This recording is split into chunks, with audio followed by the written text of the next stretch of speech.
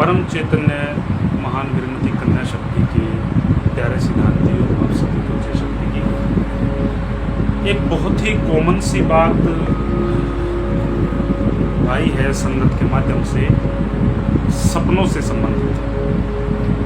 इसके बारे में कुछ चिंतन आज इस वीडियो के माध्यम से कर लिया जाए कि सपने क्या हैं, क्यों आते हैं, और जिसे फ़ोन करती है संगत के गुरुजी महाराज जी के सपने हमें दिखाई देते हैं, कुछ करो।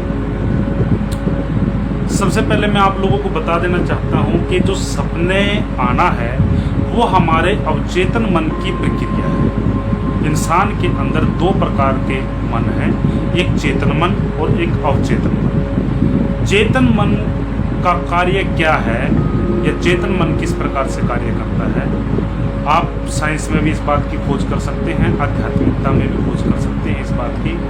जैसे हम जब जागृत अवस्था में होते हैं, जैसे हम कोई काम धंधा करते हैं, जैसे हम खाना खाते हैं, ड्राइविंग करते हैं या कोई भी कार्य हम करते हैं, वो चेतन मन से करते हैं।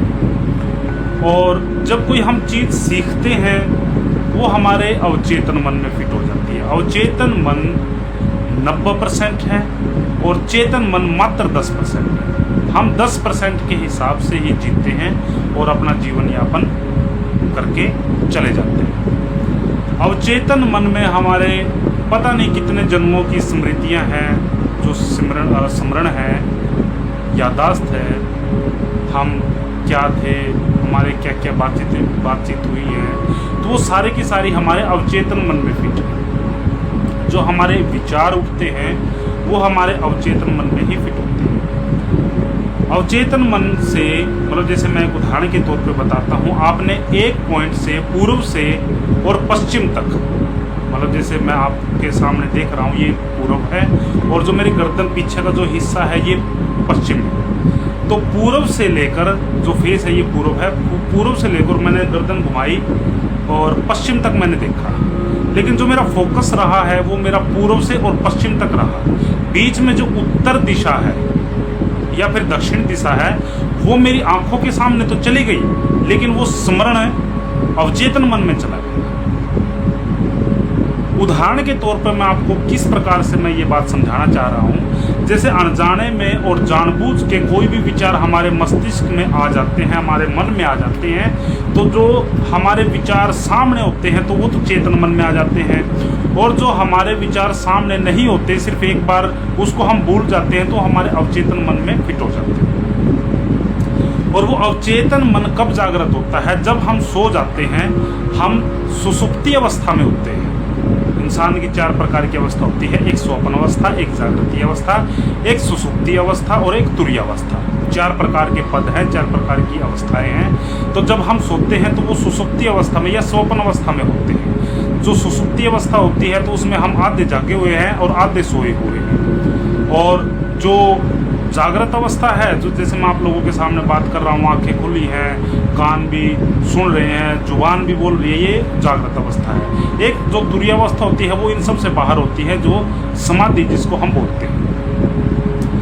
तो वो उस अवस्था में हमारा जो अवचेतन मन है वो जागृत हो जाता है, और जागृत होने के बाद में हमारे जो विचार हैं वो हमारे अवचेतन मन से चेतन मन में घूमने शुरू हो जाते हैं। पूर्व जन्मों के बात होते हैं।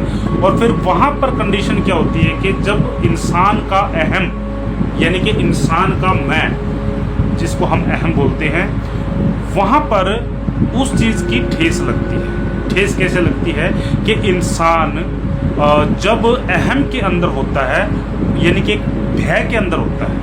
अहम एक भय का ही रूप है, क्योंकि इंसान डरता है। कैसे डरता है, जैसे आप सपने में मैं अपने से बात लेता हूँ, मैं जैसे सपना देख रहा हूँ और उस सपने के दौरान मेरी अचानक मौत आ जाती है, तो और मेरी आँख फटाक से खुल जाती है। वो क्या है, क्योंकि वो मौत का जो सिलसिला है, जो मृत्यु का सिलसिला है, वो मेरे अवचेतन मन में फिट है। मैंने उसका अनुभव नहीं किया, लेकिन मेरे अनजाने में ही वो अवचेतन मन में फिट हो गया। और मौत के बाद में क्या होता है ये मुझे नहीं पता, और वहाँ पर मेरी आँखें खुल जाती हैं।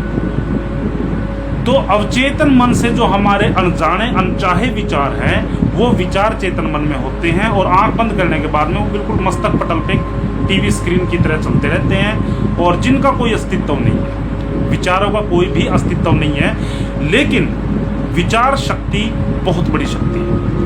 अगर कोई भी विचार अंतरात्मा में आदमी ग्रहण कर लेता है, उस विचार को, वो नेगेटिव विचार हो या पॉजिटिव विचार हो, उस विचार को कोई नहीं रोक पाता।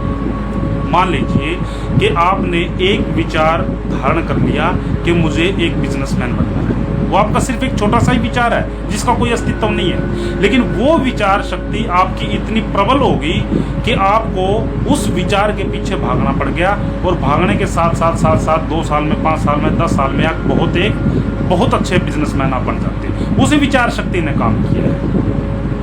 वो विचार पॉजिटिव भी हो सकता है और वो विचार नेगेटिव भी हो सकता है। अब कई बार क्या होता है कि नेगेटिव विचार आ जाते हैं। इंसान के कोई स्वप्न दिख गया, सपने में क्या हो गया कि कोई बुरा उसको दिख गया, वो नेगेटिव विचार है। और जो विचार, हमारे जो विचार शक्ति है, वो उस विचार के अनुरूप ही चलती रहती है। जैसे एक पंखा वो घूमता है, उसमें एक कंडेंसर, एक कैपेसिटर लगा होता है, सफेद सेल्स लगा होता है। उस सेल के अगर कनेक्शन सीधे रहते हैं तो पंखा सीधा घूमता है, और अगर कनेक्शन उल्टे हैं उसके तो पंखा उल्टा घूमेगा।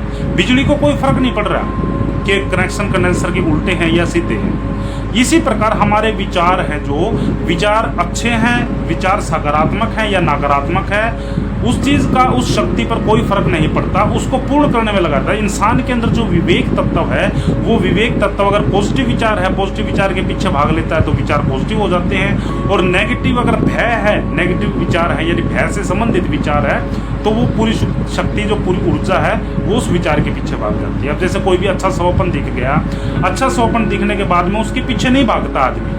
अच्छे स्वप्न के, मान लो कि आपको कोई सपना दिख गया कि भाई आप एक बहुत बड़े इंसान बन गए, आप हवाई जहाज में घूम रहे हैं, या आपके मतलब ऐशो आराम का सिस्टम है, वो आप सिर्फ खुश होते हैं, उसके पीछे नहीं भागते, क्योंकि आपकी ऊर्जा वहाँ पर काम नहीं करती है। जो अच्छा विचार है वहाँ पर ऊर्जा बिल्कुल भी काम नहीं करती। क्यों नहीं करती? क्योंकि ये शरीर के स्वभाव के अनुरूप है, ये शरीर की प्रकृति है। और जो नेगेटिव विचार आ जाता है, मान लो आपका कोई एक्सीडेंट होना आपको दिख गया, या कोई मतलब देवी देवता दिख गया, या कोई ऐसा सपना दिख गया जो आपको अंतर्भावना से ये लगता है कि ये मेरे लिए बुरा हो सकता है, तो वहाँ पर बार बार आपका विचार वहाँ पर जा रहा है, आपकी शक्ति उसी धारा में बह रही है, और वहाँ से आपका नुकसान होना शुरू हो जाता है। जैसे मैंने एक वीडियो में बताया कि इस ऊर्जा के 2 रूप हैं, एक पॉजिटिव ऊर्जा और एक नेगेटिव ऊर्जा, एक पॉजिटिव एनर्जी, एक नेगेटिव एनर्जी। तो इस ब्रह्मांड में नेगेटिव एनर्जी बहुत ज़्यादा है, पॉजिटिव एनर्जी बहुत ही कम है। तो हम अगर पॉजिटिव एनर्जी की बात करें तो हम पॉजिटिव एनर्जी की तरफ कम भागते हैं और नेगेटिव एनर्जी की तरफ ज़्यादा भागते हैं। ये इंसान का स्वभाव है। सपने आना भी इंसान का स्वभाव है। जिस प्रकार हम पलक झपकते हैं, ये हमारा स्वभाव है। सांस लेते हैं, ये हमारा स्वभाव है, ये हमारी प्रकृति है। सुनते हैं, ये भी प्रकृति है। खारिज करते हैं, ये भी प्रकृति है। हम सोच जाते हैं तो ये भी प्रकृति है। और इसी प्रकार से सपने देखना भी हमारे शरीर की प्रकृति है। तो इसमें भयभीत होने की कोई भी आवश्यकता नहीं है। ये शरीर की प्रक्रियाएं हैं, ये शरीर की प्रकृति है। अब आप ये कहेंगे कि महाराज जी, गुरु जी, मैं तो पलक झपक रहा हूँ और वे पलक नहीं झपकनी चाहिए, तो ऐसा नहीं हो सकता।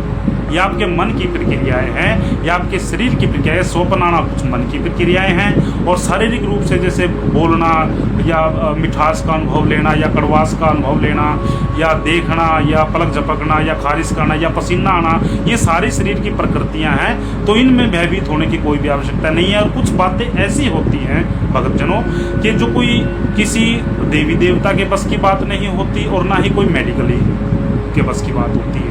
ये कुछ बीच की ये रूहानियत की बातें हैं। ये रूहानियत की बातें आप खुद ही आपको इनको समझना पड़ेगा। अब किसी डॉक्टर से जाके बोल रहे कि डॉक्टर साहब मुझे तो सपने आते हैं, तो इसका कोई इलाज बताओ, तो डॉक्टर क्या इलाज कर पाएगा? कोई भी नहीं इलाज कर पाएगा। अगर किसी संत महात्मा के पास जाके बोलते हैं तो ये गुरु जी, महाराज जी, भगत जी सपने आते हैं, इनका कोई इलाज करो, ये आपके शरीर की प्रक्रियाएं हैं, और ये आने भी चाहिए। क्यों? अगर आपके अवचेतन मन के ऊपर प्रेशर पड़ जाएगा तो आपका चेतन मन बिल्कुल डामाडोल हो जाएगा। और फर्क इतना है कि जिस प्रकार आप स्वप्न देखते हैं, आपकी जो एनर्जी है, जो आपकी शक्ति है, वो आपकी किस विचारधारा में बह रही है, वो किस प्रकार से बह रही है, वो आपने कंट्रोल करना है। अगर आपके नेगेटिव सपने आपको दिख रहे हैं तो आप वहाँ पर दिमाग ना लगाएं, बार बार ध्यान ना लगाएं। और एक चीज़ और मैं कहना चाहूँगा, सभी संत महात्माओं ने, सभी ऋषियों मुनियों ने क्या कहा है कि ध्यान लगाएं। सभी ने ये कहा है कि ध्यान लगाएं, मैं भी कहता हूँ। लेकिन इसके साथ साथ मेरी एक थ्योरी भी है, ध्यान लगाना आसान है, ध्यान हटाना बहुत मुश्किल। किसी भी चीज़ पर ध्यान हम लगा सकते हैं, लेकिन उस जगह से ध्यान को हटाना ये बहुत ही मुश्किल काम है। ध्यान लगाने से भी बहुत मुश्किल काम है। कैसे मुश्किल काम है? जैसे आप सुबह उठते हैं, सुबह उठते ही आपको कोई भी किसी प्रकार का कोई भजन, कोई गीत, कोई पुराना गीत, कोई फिल्मी गीत आप सुन लेते हैं, और आपके ना चाहते हुए भी वो एक दिन तक या एक दिन से आधे दिन तक वो आपके दिमाग में घूमता ही रहता है। क्यों घूमता रहता है? क्योंकि जिस समय आप उठे हैं, अपने बिस्तर से आप उठे हैं, आपका बिल्कुल माइंड फ्रेश है, आपकी कंसंट्रेशन पावर इतनी है कि जो भी चीज़ आप देख लेते हैं, सुन लेते हैं या दिमाग में आपके आ जाती है, तो वो सारा दिन घूमती रहती है। वहाँ पर क्या आपका ध्यान लग गया? ध्यान तो लग गया, लेकिन वहाँ से ध्यान हटाना आपका बहुत ही मुश्किल है। अब आपके मन में विचार चल रहे हैं, आपके मन में गीत चल रहा है मन में आपके, तो उसको कौन सुन रहा है? वो अपने आप ही चल रहा है, ऑटोमेटिक चल रहा है, ना चाहते हुए भी चल रहा है। लेकिन क्या है, हम जिंदी आंखों से जागृत अवस्था में हम उसका अनुभव नहीं कर पाते और ना ही उसकी तरफ हम ध्यान देते। ध्यान ऑटोमेटिक ही लग गया हमारा, ऑटोमेटिक ही ध्यान लग गया है। वहाँ से ध्यान हटाना बहुत मुश्किल है। ध्यान कब हटेगा? कि जब हम उस ध्यान को हटाकर कहीं और लगाएंगे।